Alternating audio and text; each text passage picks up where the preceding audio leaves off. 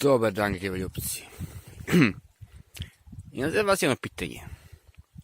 Možda su neki već vas čuli za pojam gljivarska staza. Neke već postoji u Srbiji i tako dalje. Sad ja imam pitanje za vas. Zamislite gljivarsku stazu, gdje se tačno zna stanište u metar gdje se koja vrsta javlja. I da imate priliku da idete sa obučenim vodičem po toj stazi, gdje gledate te gljive na svom staništu i na licu mesta dobijete sve informacije o tim gljivama. Mislim što naravno nećete ih ubrati. Mislim dobro, ako nekih je mnogo ubejamo po jedno da vam pokažem kako, ali nego je poenta edukacija. Šta mislite? Pišite. A sada, da, zanio sam se ja. Poenta, gledaj sad ovo. Opa.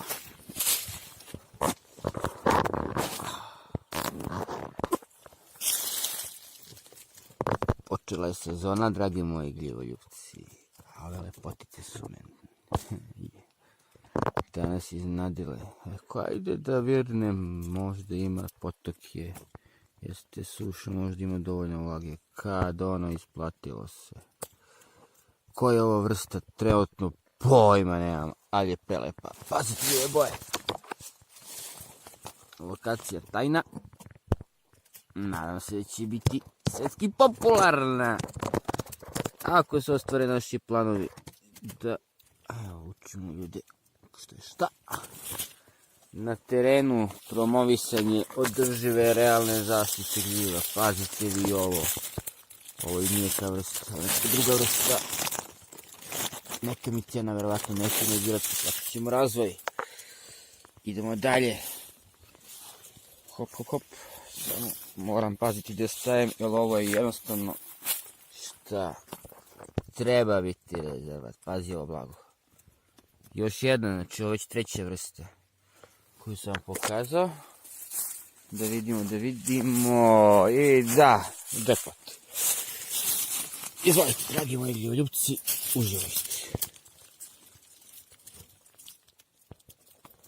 Kakva lepotica. Ovo zamišljam čak ovu vrstu da stavimo, pošto se prva javila. Ovo je prava jasnije sezoni zanimljivoj.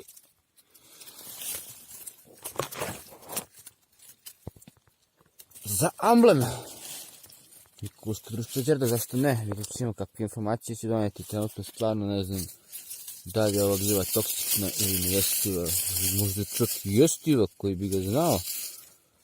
Opala imamo, ne moram da radimo, da beremo od otiska spora.